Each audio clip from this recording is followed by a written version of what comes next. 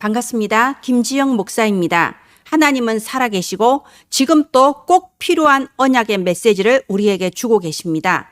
그래서 살아있는 말씀의 흐름이라고 하죠. 우리가 우리 후대들에게 예수가 그리스도라는 이 구원의 메시지는 당연히 매주 전해야 됩니다. 매주 매일 현장에서 전도 캠프가 일어나고 예수 그리스도 언약으로 새 생명이 살아나야 됩니다. 그러나 동시에 지금 나오고 있는 이 학원 복음한 말씀도 전달을 해야 됩니다. 왜냐하면 그게 이 시간표에 주시는 하나님의 말씀의 흐름이기 때문이죠. 우리는 우리 후대들에게 정확한 언약을 전달해야 됩니다. 지금 나오고 있는 언약의 흐름을 지금 우리 후대들에게 전달해야 됩니다. 그 시간표 안에서 오늘 사과, 렘넌트가 이룬 요단 사건, 하나님께서 우리에게 이 언약을 주시고 우리 후대에게 이 언약을 전달하라고 하시는 그 절대 계획이 발견되기를 바랍니다. 기도합니다. 하나님 은혜를 감사합니다. 이 시간에도 전국과 세계 후대를 기르고 있는 부모 교사들에게 하나님이 주시는 참된 힘이 회복되게 하여 주시옵소서. 그리하여 한국에서부터 237 나라 땅끝까지 렘넌트 전도운동 일어나게 하여 주시옵소서. 살아계신 예수님 이름으로 기도합니다. 아멘. 저는 요즘 현장에서 300명 전도 캠프를 하고 있습니다.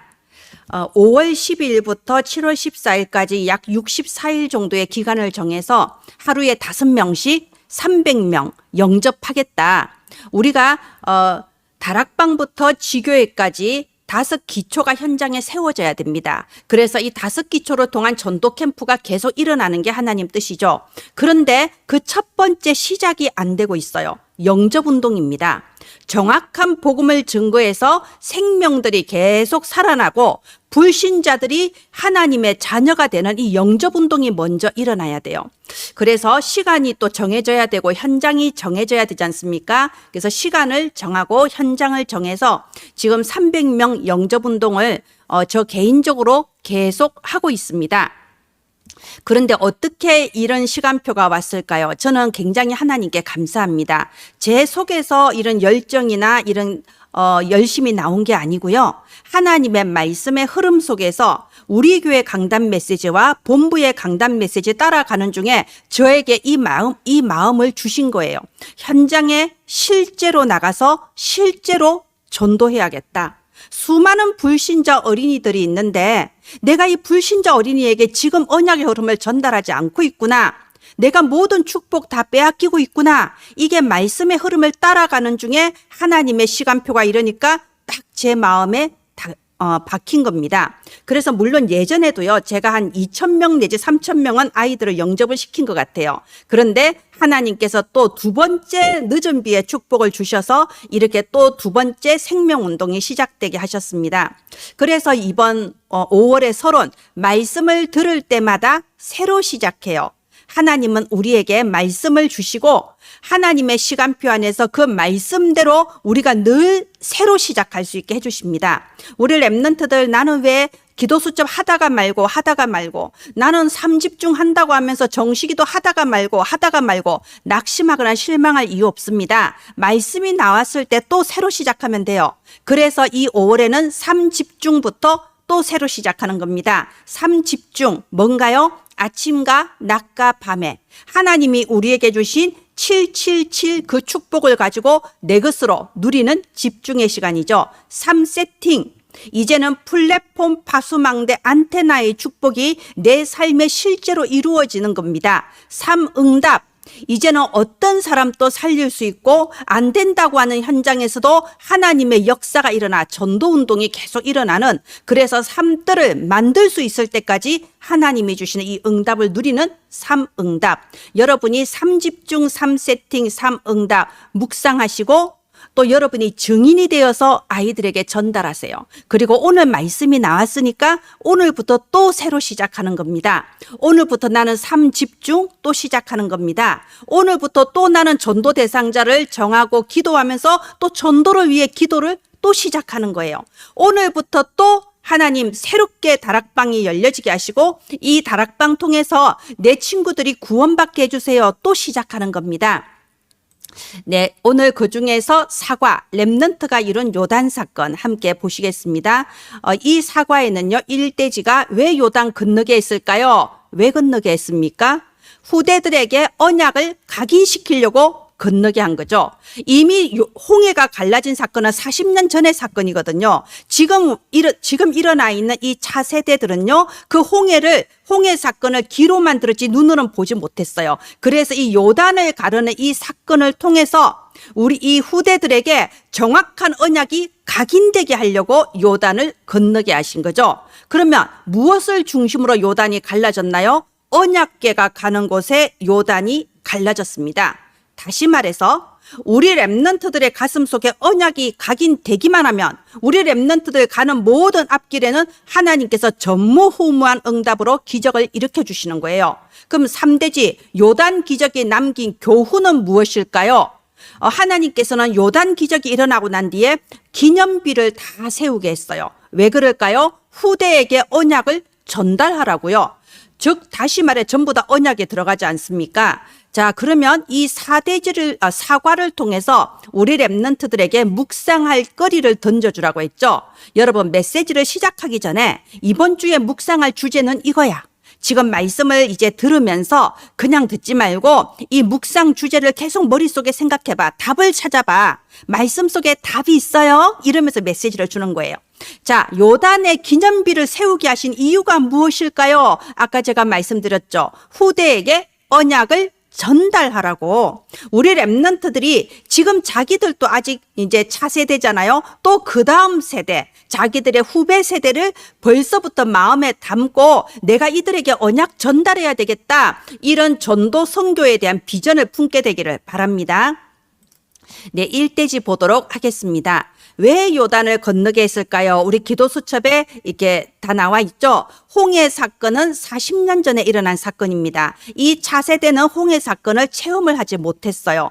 그래서 지금 이 가나안 땅 정복 전쟁 하러 가기 전에 마지막으로 실제로 체험을 한 거예요. 왜요? 언약을 각인하라고. 그래서 이 차세대들을요, 완전히 이제 정복자로 준비를 시키는 거예요. 이들의 부모 세대는 애굽의 노예 세대였어요. 노예 근성, 광야 근성에 젖어 있어서 아무리 하나님께서 기적을 많이 보여도 돌아서면 또 불신앙하고 그래가지고는 가나안 정복할 수 없는 거예요. 노예 체질이 되어버렸기 때문에. 그래서 이 차세대는 이제는 완전히 새로 태어나서 어릴 때부터 언약이 각인되어져서 가나안 정복자로서 딱 준비가 되는 겁니다. 바로 그걸 위해서 이 요단 건너는 사건을 체험하게 했죠. 그때 당시에 인접 국가들, 이스라엘 백성의 적들이 주변에 되게 많았어요. 가나안 땅에 발붙이고 살고 있던 7 족속들 어떻게 하든 자기들은 이 땅을 지켜야 되니까 이스라엘 민족한테 계속 이거 공격하고 전쟁을 하잖아요.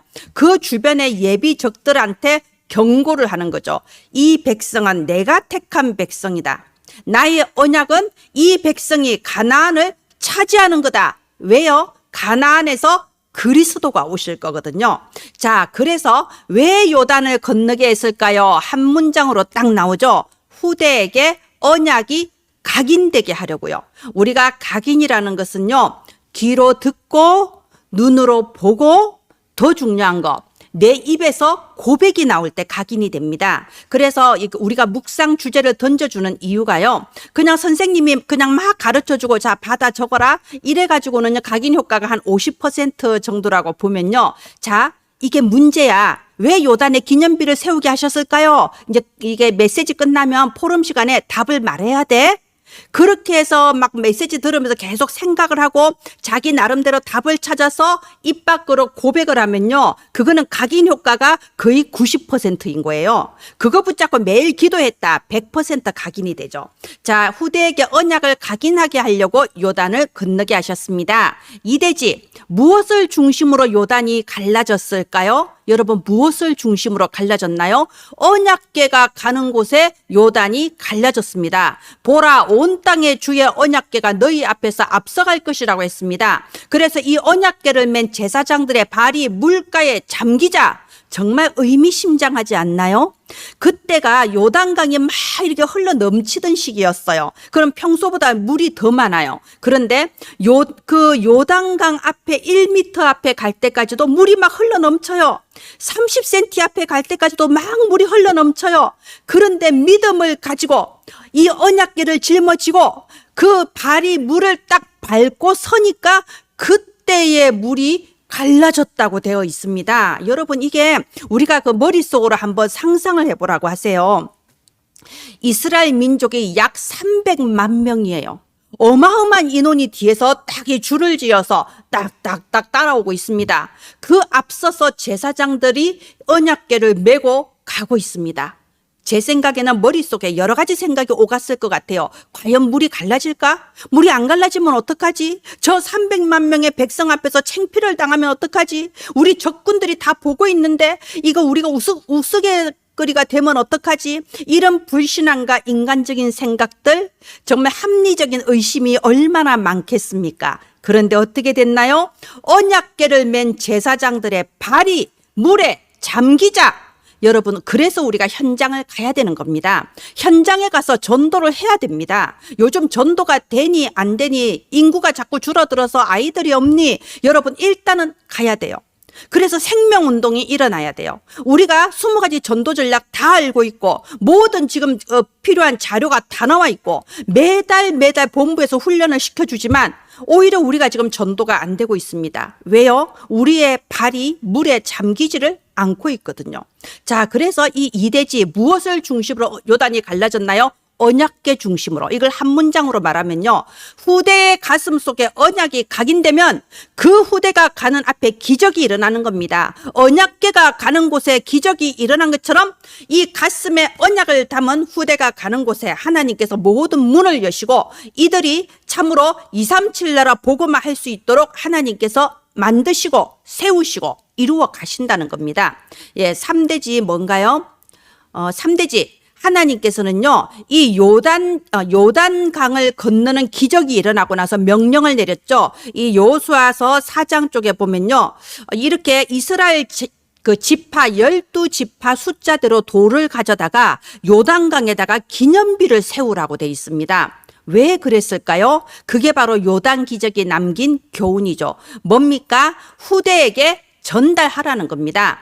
이렇게 기념비를 세운 이유가 뭐냐? 이것이 너희 중에 표징이 되리라. 후일에 너희의 자손들이 아이 대체 이 돌이 뭐냐 하고 물어보면은, 이 돌을 왜 세웠냐 하고 물어보면은 이렇게 대답을 하라는 거죠. 하나님께서 기적을 일으키셔서 우리가 이 요단을 건너게 하셨다.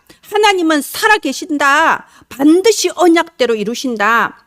요단 기적이 남긴 교훈은요, 후대에게 언약을 전달하라는 겁니다.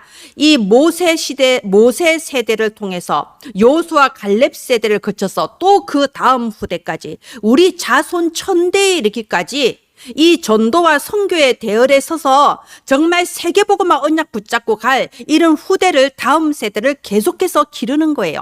자, 그러면 묵상 주제, 요단의 기념비를 세우게 하신 이유가 무엇일까요? 답이 나오죠. 후대에게 언약을 전달하라. 이번 이 사과 마지막과 중요합니다.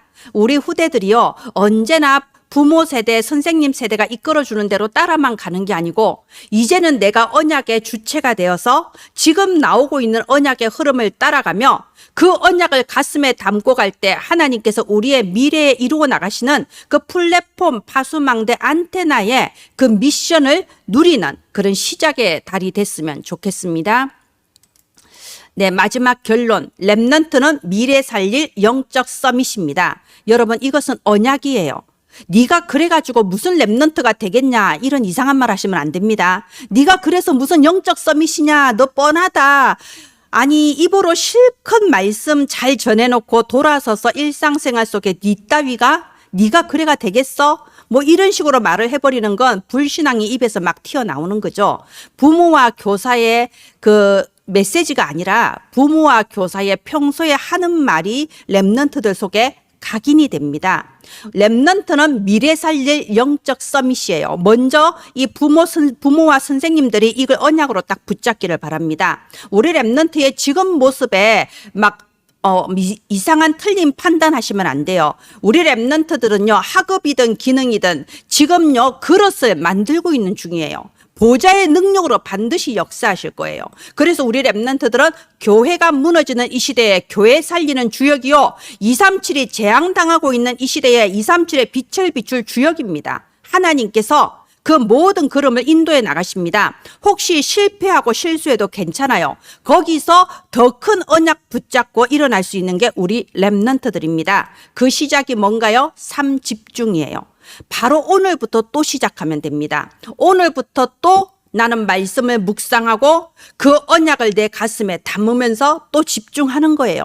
내가 내 주변 사람을 살리고 237까지 나라까지 살릴 플랫폼 파수망대 안테나로 또 새롭게 세팅되는 겁니다.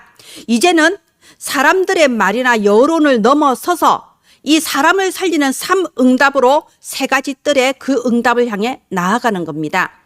이러한 응답의 주역을 우리에게 맡겨주셨어요. 그렇다면 우리가 그 광야에서 불신앙하다가 죽은 그런 어른이 되면 안 되잖아요. 정말 모세처럼 여호수아와 갈렙처럼 우리 후대들이 끝까지 따라올 수 있는 든든한 등이 되는 그런 절대 망대가 되시기를 바랍니다. 네, 이 학원복음화 우리가 하는 이유가 뭐라고 했습니까? 오늘의 언약의 흐름을 전달하기 위해서입니다. 여러분 이 PPT를 다운 받으셔서 여러분 교회 수준이나 색깔에 맞게 수정하세요. 뭐 처음 들어가는 부분에는 구원의 길 이런 거 넣으시면 돼요. 그래서 이제 새 친구나 저학년을 위해서 구원의 길 전달하시고, 그리고 지금 나오는 학원복음화 우리 랩런트들이 언약을 딱 붙잡을 수 있도록 여러분 심부름하시기 바랍니다. 기도합니다. 하나님 은혜를 감사합니다. 전국과 세계에 실제적인 전도 운동이 일어나게 하소서. 정확한 복음, 원색 복음, 완전 복음으로 우리 후대들이 각인 뿌리 체질되어 자라게 하여 주시옵소서. 살아계신 예수님 이름으로 기도합니다. 아멘. 감사합니다.